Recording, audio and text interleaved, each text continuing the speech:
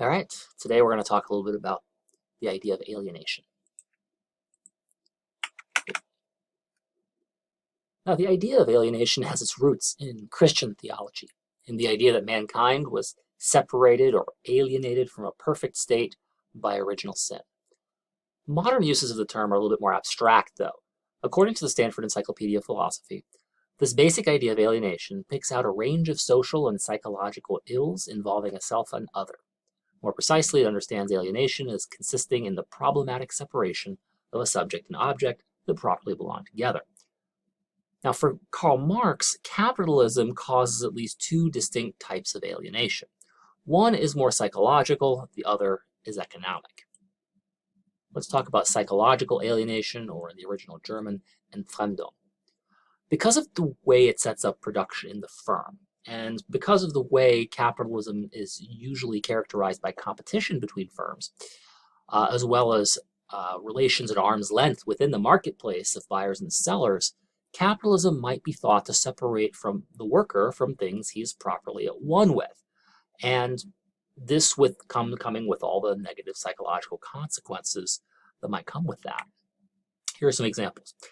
Capitalism might be thought to separate workers from their systems of social support. For instance, by forcing people to move in search of ever changing job opportunities, it takes people away from the communities where they have roots and creates a kind of rootless class of itinerant workers who follow the jobs and where the jobs are. But every time they arrive at a new place, they're deprived of their sort of traditional systems of social support from their communities. It might be thought to separate workers from their ability to control his or her own survival. And this is just a feature of capitalism more generally. It's baked in, which is that under capitalism, we tend to buy most of the things we need from the market. That is to say, we buy our food, our clothing, our shelter, all the things that we need to survive, we buy from the market rather than making it ourselves. That is the transition from living on a farm to living to working for a capitalist for wages, is that ultimately our very basic survival is now out of our hands. And Marx and others have thought that direct control over these things is something that is profoundly psychologically important for human security. A third thing that capitalism might be thought to separate workers from is nature. Capitalism brings people to cities or to suburbs, which is where they live, but that sort of separates them from their natural environment, right? Under prior economic systems, whether it's feudalism or something else, human beings are much closer to nature. And this separation from nature is thought to be somewhat pernicious. Although it's worth noting that Marx was himself a very strong supporter of industrialization, not capitalist industrialization necessarily, but industry in general. And so it's not entirely clear that this kind of alienation is avoidable under a developed socialist or industrialized socialist economy either. Okay, traditional communities. Again, back to systems of social support, but more specifically here, separating people from traditional communities, in particular, maybe traditional cultural practices that made the world make sense. Capitalism changes everything, right? And in some sense, by the constant dynamism of capitalism, sort of tends to destroy traditional ways of understanding the world that provide emotional and psychological comfort to people dealing with difficulties in life. And finally, Marx laid at the feet of capitalism also a kind of a tendency to encourage bad behavior, a tendency to encourage selfishness by forcing workers to compete with one another in the marketplace, a tendency towards violence by making conditions, according to Marx, increasingly desperate for workers that set the stage for lots of violence and crime. In that sense, it denatures people. It separates people from their true human nature, which might be better than that. Now, I think both aspects of the definition of capitalism are in play here. Both private property, which empowers people to exclude other individuals from land or labor or resources, as well as market competition, another essential feature of capitalism, which encourages participants to undercut each other or face the prospect of not being able to make a living. In addition to psychological alienation, there's a kind of material alienation that Marx wants to highlight here. Something that in German is not Entfremdung, with psychological alienation, but Entäußerung. So in addition to possible psychological consequences of a change in the way the goods and services are produced, the alienation of a worker's product is related to Marx's critique of wage labor in general. Instead of receiving the product as labor, the worker receives a wage from his employer. Note how the worker is therefore divorced from the thing that he produces. All that the worker gets is money. The capitalist, takes the product of the labor. And in part, this is, of course, due to the division of labor, which makes it very unclear, which makes production a very much a social thing, right? A cooperative thing where no individual ultimately makes anything. The individual just makes little bits of the puzzle, right?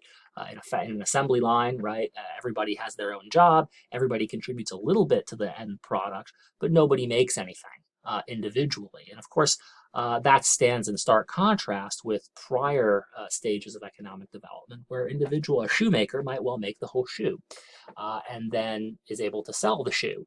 The shoemaker, in other words, wasn't, at least unless they were an apprentice or a journeyman, would end up selling their own product, right?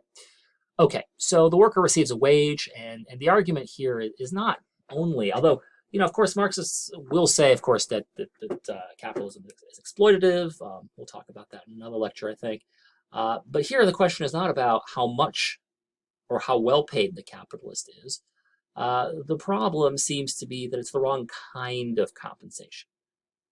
In other words, Marx is harking back to an older tradition where people receive the products of their labor, and so a cooper, let's say a barrel maker, would receive, instead of a wage, would receive a certain number of barrels that he could go sell. The worker is therefore alienated from the fruits of their labor, according to Marx. Whether it's better or not to be alienated from the fruits of one's labor, or to receive payment in kind, I think, is something that could be debated. You kind of lose the upside of being able to profit if you just get a wage, but you also tend to lose the downside. If market conditions are bad, then it might be better to receive the wage. Okay, so what's wrong with getting a paycheck? Well, when you sell your own goods, you take the profit or loss, which is the difference between the cost of production and the price of the good produced. When you work for a wage, you get the market value of your labor. Which might be much less. And in fact, Marx tends to think that it's always going to be less. And you lose the opportunity to profit on the sale of your product. The capitalist ultimately takes the product and sells it for whatever he can get for it, and then gives you a wage. And of course, the difference is going to be the capitalist's operating profit, right? So on this account, the worker is wrongfully separated from what is fundamentally his, the product of his labor. And this lack of autonomy or lack of control over the product of your labor for Marx also translates into psychological and social problems, right? The worker becomes disinterested in what happens to the things that he makes, and becomes unknowledgeable about the market in which he works. In other words, if you're deeply involved in selling the stuff that you make, you have to take a wide-ranging interest in the cost of inputs, how much the price of that good is going for.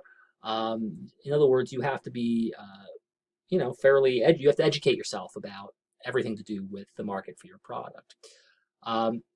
Furthermore, and this is related to the problems arising from the division of labor, the worker loses pride and self-esteem because of the lack of connection to what he makes. In other words, the worker, again, because of the division of labor, the worker only makes a tiny part of anything that is produced in a factory or in a workshop.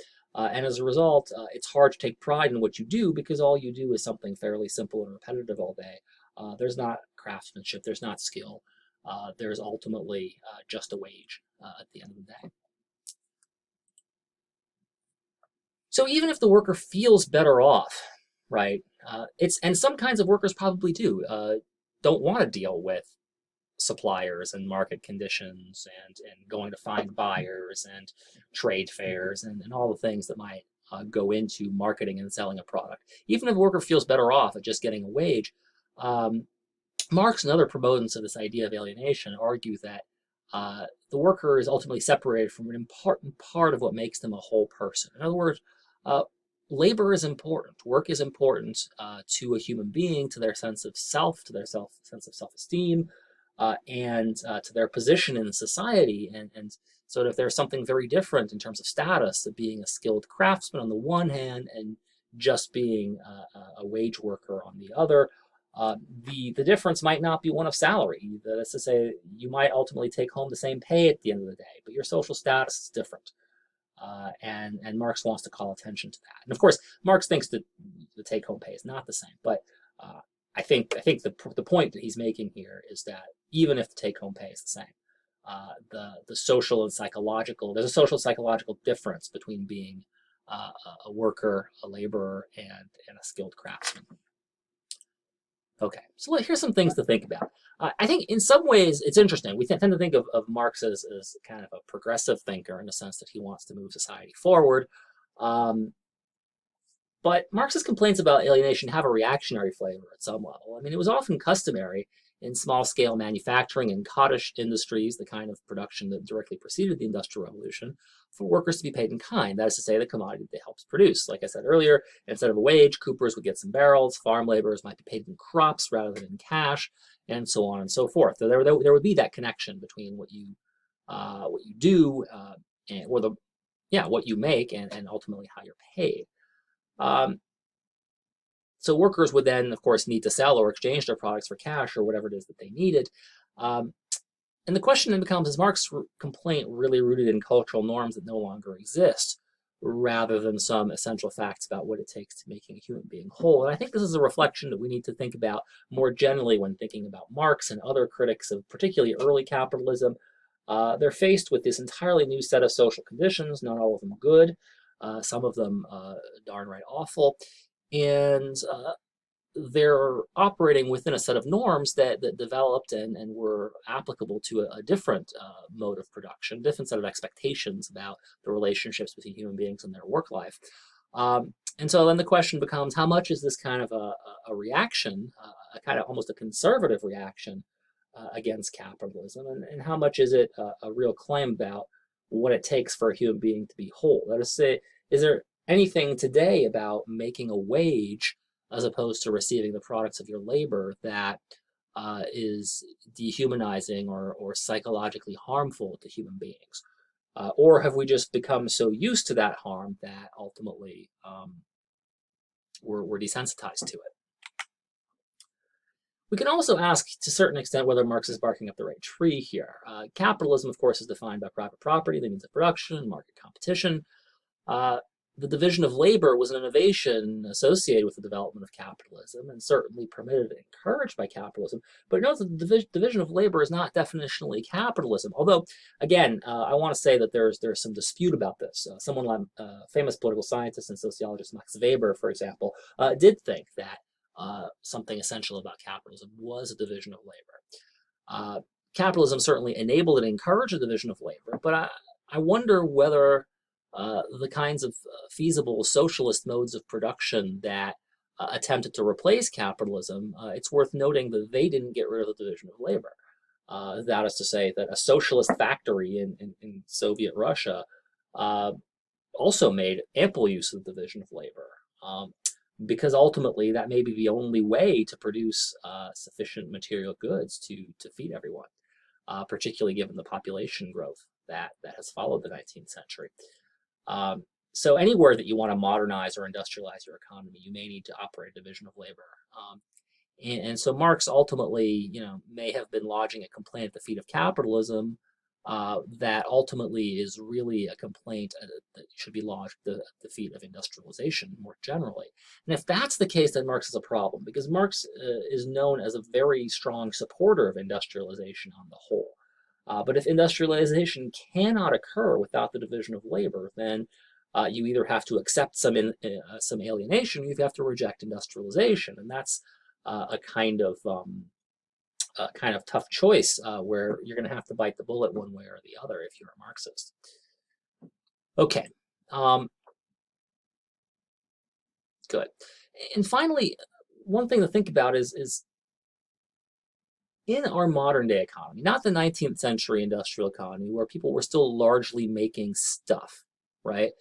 Um, can this critique of alienation deal with a range of modern products and services that are not tangible or physical, like financial services, right, or coaching, or things like that, where ultimately, what is the product being produced, and how can you own that product given that it's not tangible, right? I mean, how does a coach do anything but earn a wage, right, or earn a fee for service, right? There's the only way to be paid, I think, is money. There's no way. I mean, should a coach be paid in the future wages of the athletes he or she trains? Well, what if they're amateur athletes, like high school coaches? How do they get paid in the future wages, in the sense that you take an ownership interest in what it is that you've produced, you've contributed to a certain amount of human capital. That could work for professional coaches, like college professors, right? Like, or government officials, who ultimately produce either public goods or things like education. Should college professors be paid in function of the future wages um, of the people that they've educated, rather than just being given a wage? It's just not clear how that's supposed to work in the case of services. I mean, in case of goods, it's pretty obvious, but in the case of services, which of course comprise a larger and larger part of the economy, it seems like alienation is inevitable. So again, you're faced with an uncomfortable choice. You either say that services should be banned because they're an illegitimate form of economic activity that alienate the worker from the product of their labor, or you have to drop this criticism of alienation or accept it as one of the costs of a modern life. So, uh, it's just not clear. Let me give you some final remarks before we move on. Although there might be some distinct problems with alienation, it seems that criticisms of alienation might just come down to problems of oppression. That is to say that it just might boil down to the fact that workers have lost control over their working conditions, over their lives more generally, perhaps. They've become dependent on employers. It may be that they used to be dependent on the weather and the seasons for good crops, uh, but now they're dependent on other persons. And there's something particularly problematic about being dependent on another person or impersonal market forces, right? Supply and demand, over which no one has control, because these are global phenomena that ultimately affect everybody, but nobody has full control over it. And to that extent, then really the criticism of alienation might be just might just reduce to problems of exploitation.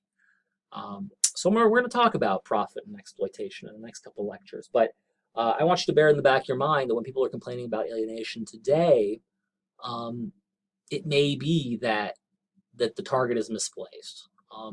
It may not be. There may be something very specifically problematic about alienation that's not the product of a kind of oppression or economic power. But I think it's something to think about as we move forward.